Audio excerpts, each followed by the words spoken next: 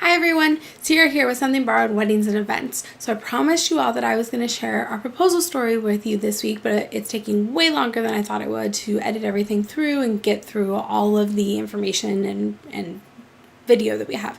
So I'm going to hopefully do it next week, and this week I'm going to talk to you all about the 6 things to do right when you get engaged. So stay tuned.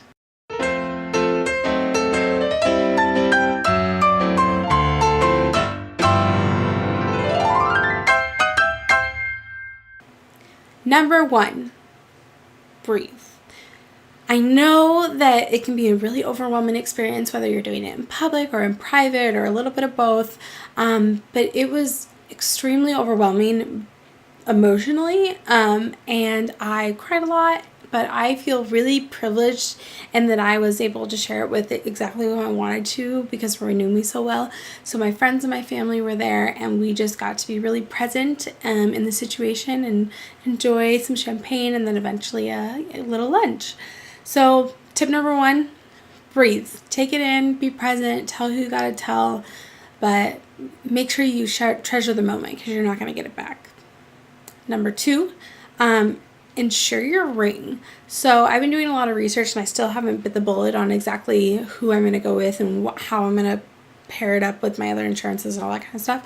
But start researching and at least start thinking about it, because no matter how much you spend on your ring, you want to have it insured. Number 3, talk. This is the most important thing that I feel like people kind of skip over.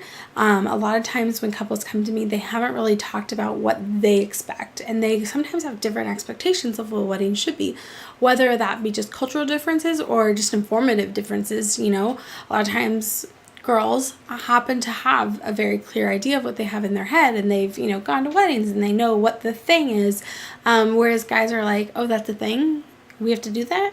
I have to spend money on that? Wait, hold on. What are you talking about?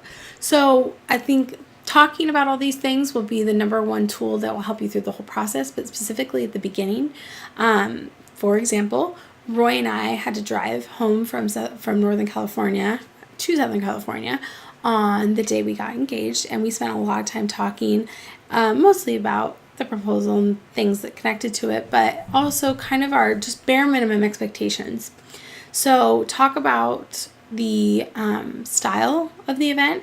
So for us, we've already kind of talked about this stuff for years, so it wasn't that big of a deal for us.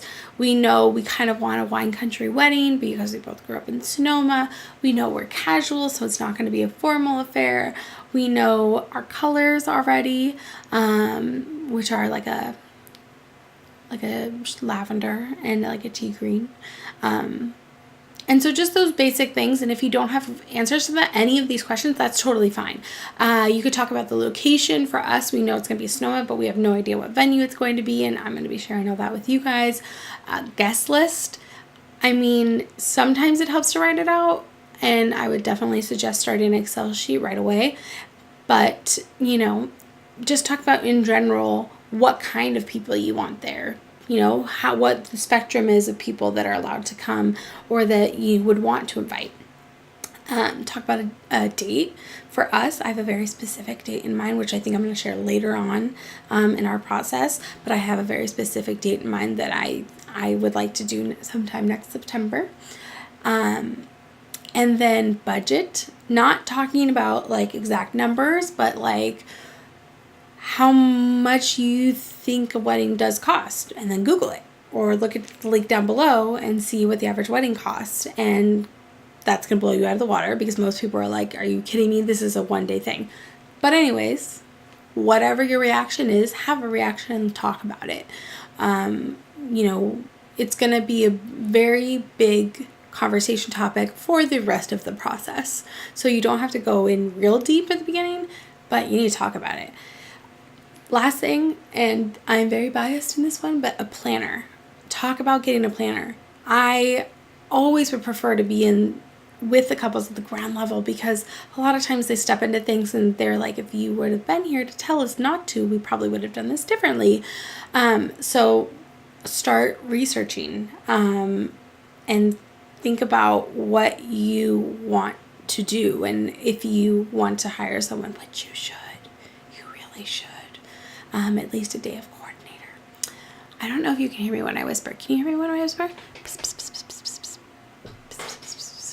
Anyways, number 4, timeline. What are you looking at? Are you looking at a 2-year engagement, a 5-year engagement, a 1-year engagement, a 3-month engagement? This could have a lot of factors in it, whether it's financial or medical. A lot of times it's family medical reasons are a reason why people move up or move back their wedding dates. This is something that you might just not have any ideas on, but if you just talk about it, maybe you guys can find somewhere in the middle. Number 5, budget. So we already kind of talked about this in the one before where I'm talking, number 3, where I'm talking about talking to each other, but dive in deeper. Start looking at the average cost. Start looking at how much you guys can save. Start looking at what things actually cost. And that totally goes into number 6, which is research, research, research. If you have a planner on your team, I am doing the research for you, with you, about you, all that kind of stuff.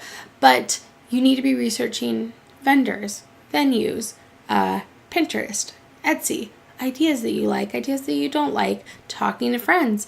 All of this is research. So number 6 is just research things that you think you might be looking into. I'm going to take a second here to tell you kind of what we decided and what our personal viewpoint was about all of this. So on this long drive back, we talked about, he kind of, I think, got that like, oh, shoot, this is happening. Okay, what's next? And so I was like, I'm going to pause you and your freak out for a minute, and I'm just going to tell you what I thought about, and then you can react to that. And he was like, okay, very nervous.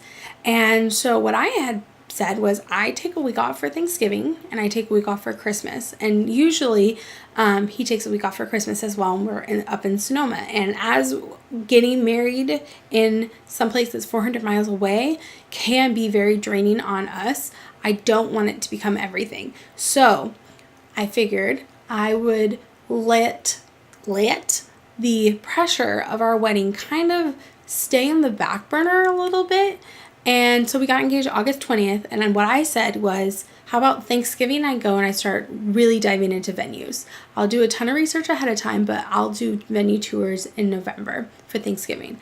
Then in Christmas, when we're there for a week, we'll have taken all the research on vendors that we have and do meetings, and then do final walkthroughs on the top few venues that I think would work for us. And that way we can make all those decisions together. We'll be already up there for a week. We don't have to take any time off work. It's hard for me to take off weekends. It's hard for me to take off weekdays. So we don't have to take any time off of anything we're working on to go up there on a constant basis. And he was like, oh, so what are you saying I have to do between now and Thanksgiving? I was like, research, that's it. And he was like, awesome, like, cool.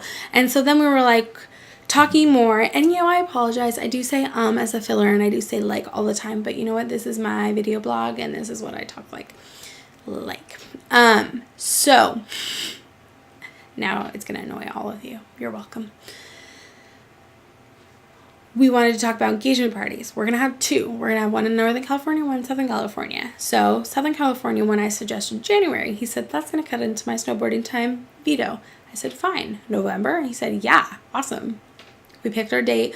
Within a few days, I picked the venue. Within a few more days, I sent out the invitations. Yes, I am crazy, but everyone should know that already.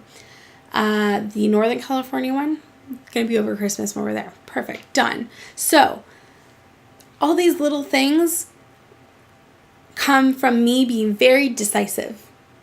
I also know exactly what I'm doing, what I'm kind of looking at, my timeline. I got to skip a step that I feel like a bunch of you guys are not even knowing there's a step there.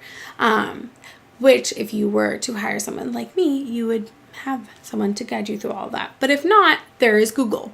So I blog, now I vlog, all the things, look things up, try and figure out what works for you guys. But the biggest thing is talk, research, and just kind of make your steps, make the steps happen, make decisions.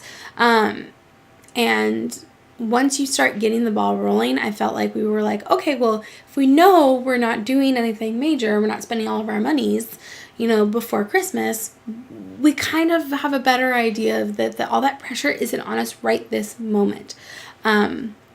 which I think helped a lot.